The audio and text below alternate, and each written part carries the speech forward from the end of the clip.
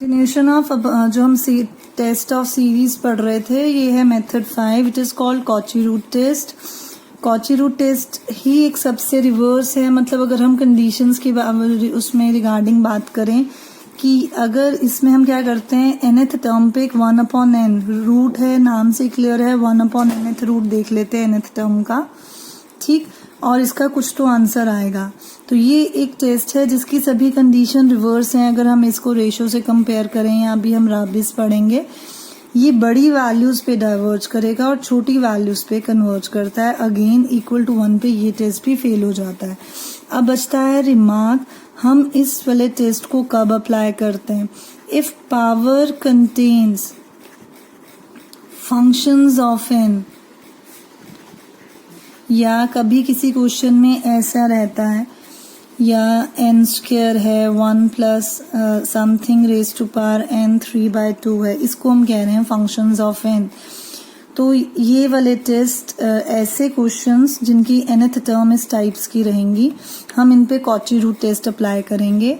And condition एक बार फिर से देख लेते हैं. हम nth टर्म पे एक 1/nth रूट चेक कर लेंगे, कुछ तो इसका आंसर आएगा. अगर वो आंसर 1 से बड़ा रहेगा तो then this series will diverge. छोटी वैल्यूज पे this series will converge and equal to 1 पे दिस टेस्ट फेल्स. ठीक है. और एक हमें बार बार जो इसमें स्टैंडर्ड यूज होता है वो ये है कि कभी भी यहाँ n हो, यहाँ n हो, limit n tending to infinity है, तो इसका स्टैंडर्ड है e की पावर x, मतलब जो न्यूमरेटर है वही हो जाएगा. तो ये बहुत बार यूज होगा, तो इसे हम याद कर लेंगे इस रिजल्ट को. तो पहला ही क्वेश्चन है इसका, सिग्मा 1 माइनस 1/n स्क्वायर. अगर कोई जो सीरीज है, हमें इसकी क्या चेक करनी है? कन्वर्जेंस. हमने देखा फंक्शन कैसा है जिसमें पावर में भी एक फंक्शन यूज हो रहा है, किसका? n का. तो therefore applying Cauchy root test. Cauchy root test में क्या करते हैं, हम nth टर्म पे एक 1/n और ले लेंगे, जिसे हम कहते हैं n tending to infinity un 1/n. एक n कैंसिल हो जाएगा और ये स्टैंडर्ड है जो कि हमने कहा कि हर के मोस्टली क्वेश्चंस में ये यूज होगा. इसकी वैल्यू हो जाएगी e की पावर में numerator it is -1, that is 1/e. 1 से कोई नंबर डिवाइड हो रहा है विच इज लेस देन 1, और लेस देन वैल्यू पे this thing implies series is convergent. Clear है? और you can try any number of numericals on the. Now जो लास्ट के दो टेस्ट है, method 6, that is called Raabe's test and one is logarithmic test.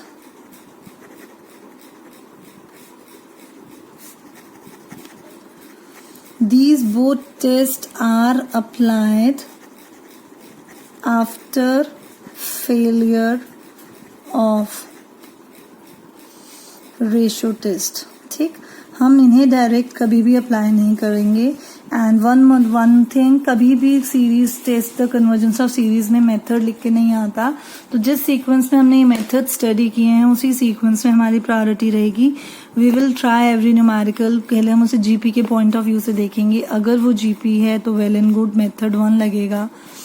फिर हम से अगर नहीं है जीपी तो हम देखेंगे क्या nth टर्म इन्फिनिटी पे कहीं नॉन जीरो तो नहीं आ रही, वो नहीं लग रहा है. फिर हम कंपैरिजन देखेंगे और कंपैरिजन का दिमाग याद रखेंगे कि पॉलिनोमियल बाय पॉलिनोमियल पे लगता है, वो नहीं हो पा रहा है. तो अगर पावर्स में n आ रहा है या फैक्टोरियल आ रहा है तो बिना सोचे समझे हम इस पे रेशो टेस्ट लगा देते हैं. फिर अगर पावर में फंक्शंस ऑफ n बनने शुरू हो जाए तो कॉची रूट टेस्ट लग रहे हैं. बट अगर रेशो टेस्ट फेल हो जाए, ठीक है, तो और कंपैरिजन भी ना लग रहा हो, तो हमें राबिस टेस्ट पे जाना है. लॉगरिदमिक में कब जाना है? फेल भी हो रहा है, फेल होने के बाद जो आपका आंसर है कहीं un/un+1 या un कंटेन्स e, अगर ऐसा है, ठीक है, तो हमेशा लॉगरिदमिक, और अगर ऐसा नहीं है तो राबिस. राबिस पे कब जाना पड़ेगा? un/un+1 में x अभी भी बच जा रहा है, ठीक, या प्रोडक्ट बच रहा है, हम कंपैरिजन नहीं लगा पा रहे, तो हम राबिस पे स्विच करेंगे. un/un+1 में कहीं ना कहीं e बच जा रहा है, या un में ऑलरेडी कहीं e दिख रहा है हमें, तो वे हमेशा फेलियर के बाद हम लॉगरिदमिक टेस्ट लगाएंगे. क्लियर? अब इनको मैं ब्रीफ कर देती हूँ इनकी कंडीशंस। तो दिस इज द राबिस टेस्ट कि कोई पॉजिटिव टर्म सीरीज है, इसे हम कन्वर्जेंट कहेंगे। अगर हम एक n से मल्टीप्लाई करके रेशो -1 कर रहे हैं, अगर ये आंसर बड़ा आ रहा है तो कन्वर्ज, ऐसा करने से आंसर छोटा आ रहा है तो डाइवर्ज, और ऐसा करने से 1 आ रहा है तो ये भी टेस्ट फेल हो जा रहा है। तो फिर से रिपीटिंग अगेन, हम इस टेस्ट को तभी अप्लाई कर रहे हैं जब हमारा रेशो टेस्ट फेल हो जाता है और कहीं ना हम उसमें पिछला कोई टेस्ट नहीं लगा पा रहे हैं। क्लियर? तो जैसे हमारा ये पहला क्वेश्चन था, पहले हम एक बार लॉगरिदमिक की भी condition, this is the logarithmic test कि अगर n इन्फिनिटी पे हम लॉग लगा देंगे रेशो के साथ n टाइम्स लॉग, आंसर बड़ा आएगा तो कन्वर्ज, आंसर छोटा आएगा तो डाइवर्ज, और ये भी फेल हो जाएगा अगर फेल हो जाता है। तो दोबारा से लिख रहे हैं, it is preferred when e और powers are involved in after failing of ratio test.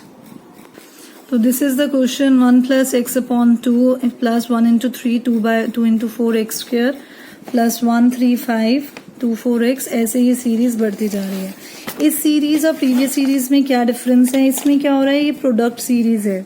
मतलब देखो, पहले टर्म में कोई प्रोडक्ट नहीं है, फर्स्ट टर्म में सिंगल टर्म है, फिर थर्ड टर्म में 2 टर्म्स का प्रोडक्ट हो रहा है, थर्ड टर्म में 3 टर्म्स का प्रोडक्ट हो रहा है।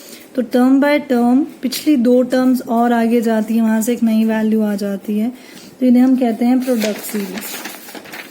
ठीक है, तो इसकी जनरल टर्म जब हम, तो क्या हो जाएगी, देखिए 1 3 5 ये टर्म चलती जाएगी। अब हो क्या रहा है, जब थर्ड टर्म है तो प्रोडक्ट में 2 ही टर्म्स रहती हैं, है ना। जब हमारे पास ये वाली टर्म है तो प्रोडक्ट में 3 है। अगर हम इग्नोर कर देते हैं फर्स्ट टर्म, अब देखें फर्स्ट टर्म को हमने इग्नोर कर दिया है, तो 2 टर्म में से इसको अब सेकंड टर्म बोलेंगे, इसमें 2 टर्म्स का ही प्रोडक्ट हो रहा है, 2 का ही डिवाइड हो रहा है, उतनी ही पावर आ रही है। तो x की तो उतनी ही पावर आ रही है जितनी टर्म चल रही है। ठीक है, 1 3 5 2n - 1 पे टर्मिनेट हो रहा है, 2 4 6 इवन सीरीज पे टर्मिनेट हो रहा है। इसको वापस अगर हमें इसकी फर्स्ट टर्म लिखनी है तो पूरे प्रोडक्ट में से सिर्फ 1 टर्म उठाएंगे, n को 1 रखेंगे तो 1/2 x। अगर मुझे इसकी u2 चाहिए तो u2 मतलब यहाँ 2 रिप्लेस करने से क्या देगा, 3। स्टार्ट यहीं से करना है, टर्मिनेट इस वैल्यू पे करना है। 2 रिप्लेस करने पे ये कितना देगा, दोबारा से देख लीजिए। प्रोडक्ट सीरीज का क्या लॉजिक है, जब मैं इनको 1 रखूं तो मुझे 1 यहाँ 1 रिप्लेस करने से मिल रहा है 1/2 x। जब हम 2 की बात कर रहे हैं तो प्रोडक्ट में एक टर्म 1 और ये 1/2 तो आएगा ही, फिर जो सेकंड टर्म है वो इस वाले फॉर्मूला से आएगी। अगर मैं इनको 2 रख रही हूँ तो ये देगा 3, इनको 2 रखूंगी तो ये देगा मुझे 4 और x2। जब हम u3 लिखेंगे तो 1 3 2 4 तो आएगी ही, जो थर्ड टर्म है वो ये जनरल टर्म देगी। 3 रखने से ये दे रही है 5, 3 देने से ये दे रही है मुझे 6। क्लियर?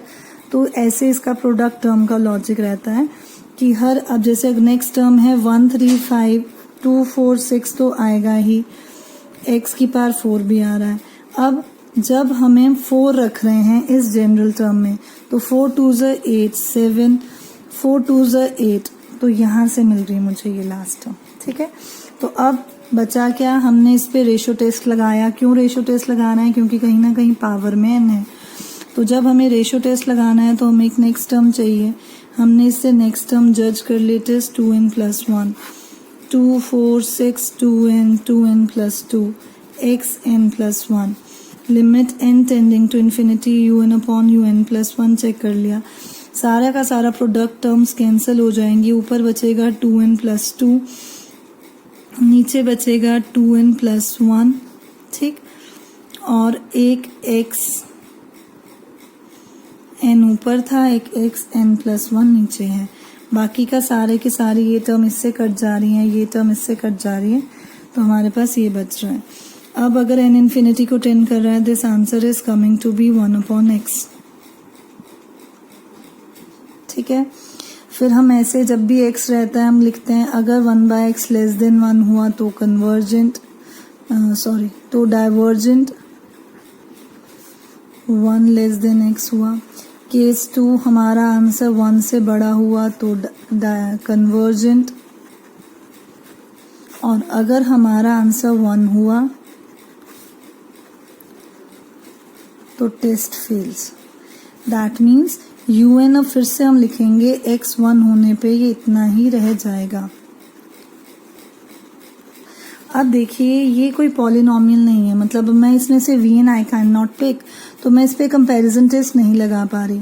तो अब हमारे पास एक ही ऑप्शन है इस पे, या तो राबिस या तो लॉगरिदमिक, क्योंकि कहीं भी ई नहीं है तो लॉगरिदमिक नहीं, सिर्फ कौन सा लगेगा, राबिस टेस्ट।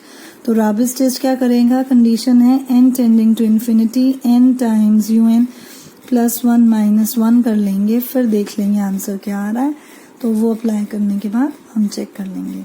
That's all. और सेम इज विद लॉगरिदमिक, अगर यहाँ कहीं भी ई होता तो हम लॉगरिदमिक टेस्ट लगाते। Now you can try those numericals जो कि मैंने उसमें दे रखे हैं, एंड फिर कोई क्वेरीज होगी तो you can ask. Thank you students.